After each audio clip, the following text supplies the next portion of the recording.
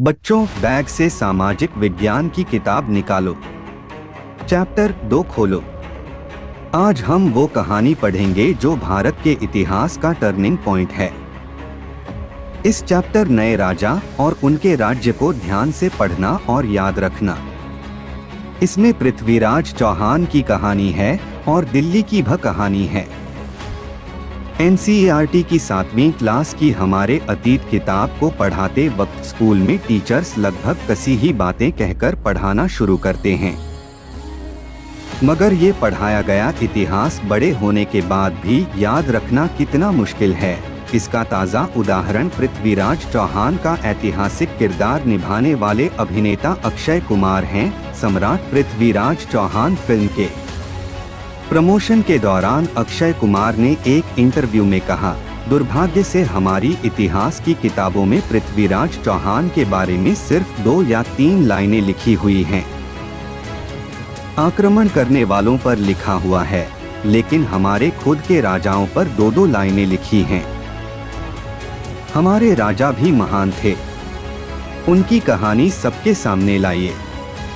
मुझे फिल्म के director doctor Chandraprakash Dwivedi ने कहानियां सुनाई तो मुझे लगा कि पृथ्वीराज चौहान के बारे में इतनी सारी बातें हैं और हमें पता नहीं। मैंने इनसे कहा भी कि ये सब सही हैं न डॉक्टर साहब, ये सब काल्पनिक तो नहीं है न? तो आइए हम भी यही समझने की कोशिश करते हैं कि पृथ्वीराज चौहान की लोकप्रिय कहानियां कल्पना हैं या हकीकत। शिलालेखों और इतिहास की किताबों में पृथ्वीराज चौहान को लेकर क्या कुछ दर्ज है और पृथ्वीराज चौहान के कुछ किस्सों को कवि की कल्पना और हकीकत कहने वालों के क्या तर्क है। पृथ्वीराज रासो महाकाव्य से एक दोहा, जिसमें शब्दभेदी बाण के जरिए मोहम्मद गोरी की हत्या करने की बात कही गई। पृथ्वीराज रासो क्या है? फिल्म, टीवी सीरियलों, दादी नानी के किस्सों या रिश्तेदारों के व्हाट्सएप ग्रुप में संभवत आपने पृथ्वीराज चौहान की जो कहानियां पढ़ी या देखी होंगी वो संभवत इसी पृथ्वीराज रासो से निकली हैं। पृथ्वीराज रासो एक बड़ी कविता है जिसे आदिकाल यानी साल 1000 से 1400 के दौर की रचना माना जाता है। हिंदी साहित्य को 4 भागों में बांटा गया है: आदिकाल, भक्तिकाल, रीतिकाल और आधुनिक काल। साहित्य के इतिहास के इसी विकासक्रम में शुरुआती दौर को आदिकाल कहा जाता है। पृथ्वीराज रासो एक ऐसी कविता है जिसमें पृथ्वीराज चौहान की कहानी बताई गई है। इस कविता के लेखक चंद बरदाई बताए जाते हैं। पृथ्वीराज रासो की कहानी कुछ यूं है। पृथ्वीराज अजमेर के राजा सोमेश्वर के बेटे थे। सोमेश्वर की शादी दिल्ली के राजा अनंतपाल की बेटी कमला से हुई। दूसरी बेटी की शादी कन्नौज के राजा विजयपाल से हुई, जिनसे जयचंद पैदा हुए। अनंतपाल ने नाती पृथ्वीराज को गोद लिया।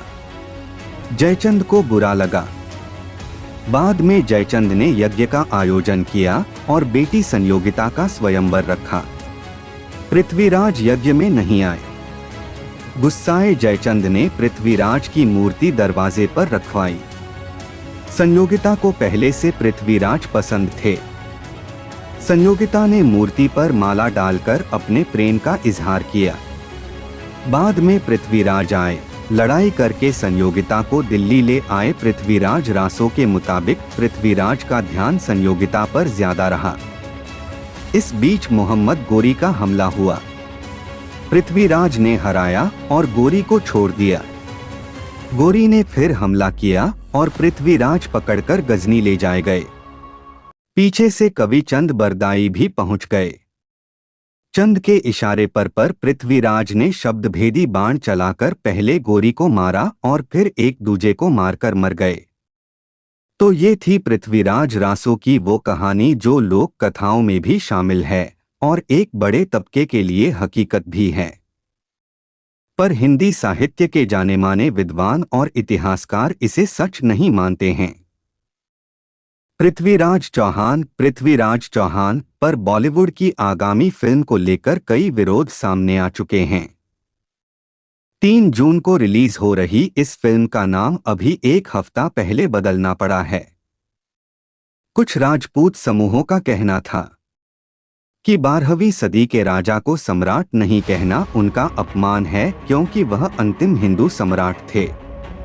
इसे देखते हुए फिल्म का नाम पृथ्वीराज से बदलकर सम्राट पृथ्वीराज कर दिया गया। पर सवाल यह है कि इतिहास में जिन पृथ्वीराज चौहान, हिस्ट्री ऑफ पृथ्वीराज चौहान की बात है, वह कौन थे? वह अजमेर के राजा थे और कुछ इतिहासकारों का कहना है कि पृथ्वीराज शायद ही कभी दिल्ली आए थे। फिर वह दिल्ली के अंतिम हिंदू सम्राट कैसे बन गए? Who is last Hindu emperor? यह भी सुने या पढ़े, महारानी कर्णावती के आगे मुगलों को कटानी पड़ी नाक। History of Prithviraj Chauhan. मोहम्मद गौरी दया के लायक नहीं था पृथ्वीराज। पृथ्वीराज तृतीय का काल 1166 से 1192 ईस्वी का है। उन्हें ही पृथ्वीराज चौहान कहा जाता है। कई लोग उन्हें कल्चरल हीरो की तरह देखते हैं। ऐसा हीरो जिनकी हार और मृत्यु ने इस्लामिक शासन की शुरुआत की। उनके जीवन के बारे में काफी बातें सदियों से चले आ रहे मिथकों में घुल मिल गई हैं।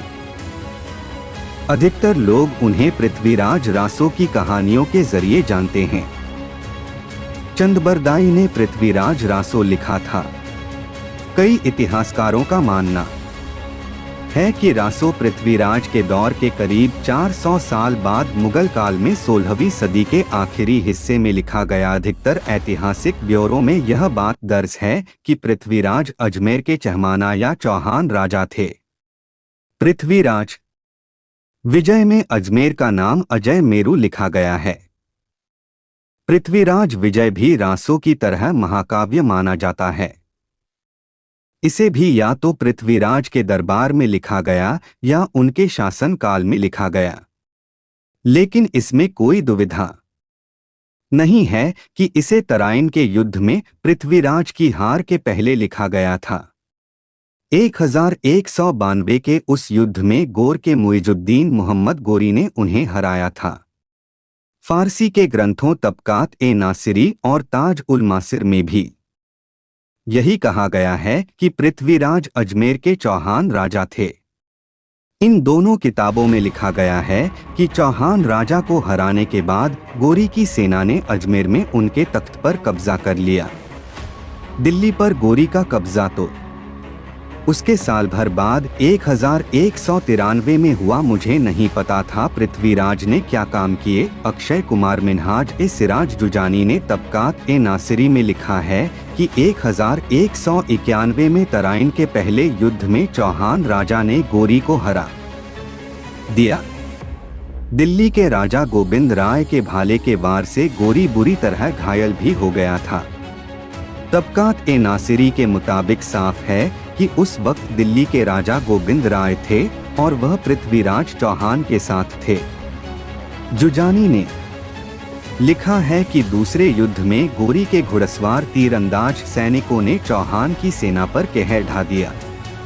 जुजानी ने लिखा है कि गोरी के खिलाफ उस युद्ध में जब हार साफ दिखने लगी, तब पृथ्वीराज को अपने हाथी से उतरना पड़ा और वह घोड़े पर सवार होकर युद्ध के मैदान से निकल गए। गोरी की सेना ने पीछा किया, उन्हें पकड़ लिया और फिर मार डाला। जुजानी के मुताबिक दिल्ली के राजा गोविंद राय भी मारे गए।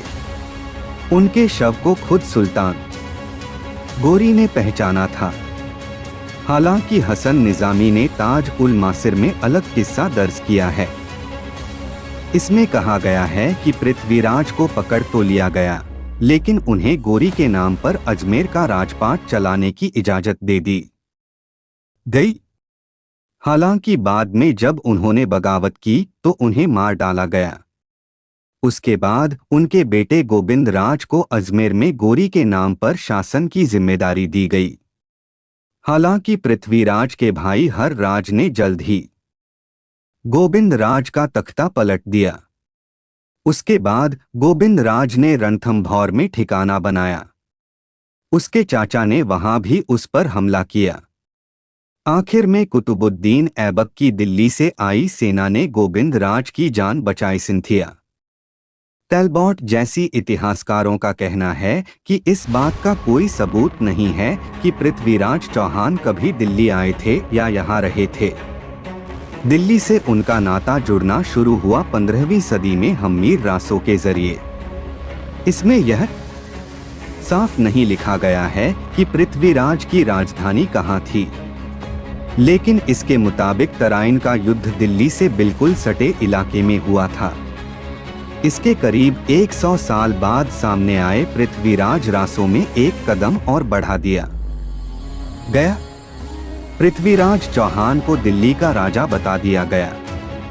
सवाल यह है कि ऐसा क्यों हुआ होगा। टैलबॉट ने 2015 में लिखी गई अपनी किताब the last Hindu emperor Prithviraj Chauhan and the Indian past में इसका जवाब देने की कोशिश की है। उनका कहना है कि मुस्लिम स्रोतों के जरिए जो जानकारी मिलती है उसके मुताबिक पृथ्वीराज के जीवन काल में अजमेर एक बड़ा शहर था, वहीं दिल्ली में ऐसा राजा होता था जो दूसरे बड़े शासक के नाम पर राज चलाता था। तबाकत के नासिरी में जिन गोविंद राय का जिक्र है, हो सकता है कि वह कोई लोकल राजा रहे हों या तोमर वंश से जुड़े हों, लेकिन उनके चौहान होने की संभावना नहीं है। 16वीं सदी में पृथ्वीराज रासो लिखे जाने तक पृथ्वीराज के दौर को 400 साल बीत चुके थे और तब तक अजमेर किसी राजधानी जैसा बड़ा शहर भी नहीं रह गया था। वह सूफी संत मोइनुद्दीन चिश्ती की दरगाह के चलते मुसलमानों के लिए जगह भी बन चुका था।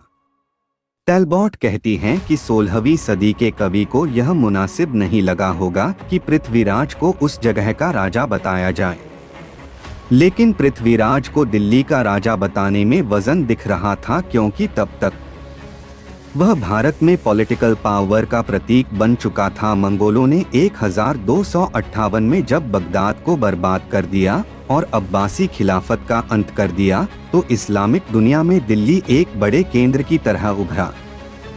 सुल्तान इल्तुतमिश की मौत के 25 साल बाद दिल्ली ने मशरिक में यानी पूरब में इस्लाम के बड़े ठिकाने का दर्जा हासिल कर लिया था। दिल्ली के सुल्तानों के शासनकाल में यह शहर मुस्लिम सत्ता का एक बड़ा सेंटर बन गया।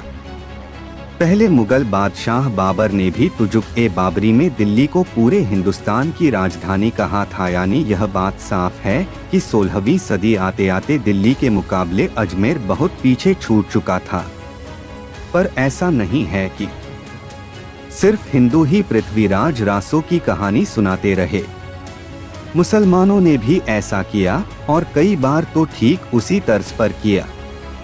अकबर के दरबारी इतिहासकारों निजामुद्दीन अहमद और अब्दुल कादिर बदायूनी ने गोविंद राज की कहानी दोबारा लिखी, लेकिन उनका नाम खंड राय या चांद राय लिखा। उन्होंने उसे पृथ्वीराज चौहान जैसा ही ताकतवर बताया। यह भी लिखा कि गोरी की सेना के खिलाफ गोविंद राय ने भी बड़ी बहादुरी दिखाई। यहाँ तक कि अबुल फजल ने भी अकबरनामा में पृथ्वीराज रासो की बातें दोहराईं। अबुल फजल ने पृथ्वीराज चौहान को दिल्ली का राजा बताया, जिनकी राजधानी किला राय पिथौरा थी। टैलबॉट कहती हैं कि पृथ्वीराज रासो की पांडुलिपियां राजपूताना के कई परिवारों में लिखी गईं, जिनका मुगलों से नाता था। रासो की कहानी तो हम सब जानते ही हैं कि दिल्ली के राजा पृथ्वीराज चौहान ने जयचंद राय की बेटी संयुक्ता का अपहरण कर लिया। इससे गहड़वाल वंश के राजा जयचंद राय बहुत नाराज हो गए। उन्होंने पृथ्वीराज को हराने के लिए गोरी से हाथ मिला लिया। पृथ्वीराज को पकड़कर अंधा कर दिया गया। उन्हें गोर ले जाया गया। वहां उन्होंने चंदबरदाई की मदद से सुल्तान गोरी को शब्द भेदी बाण से मार डाला। इस तरह बहादुर चौहान राजा ने अपनी हार का बदला लिया, लेकिन मध्यकाल के कुछ ग्रंथों में इससे अलग बात दर्ज है। इतिहासकार टैलबॉट मध्यकाल के ही जैन ग्रंथों प्रबंध चिंतामणि और पृथ्वीराज प्रबंध का हवाला देती हैं।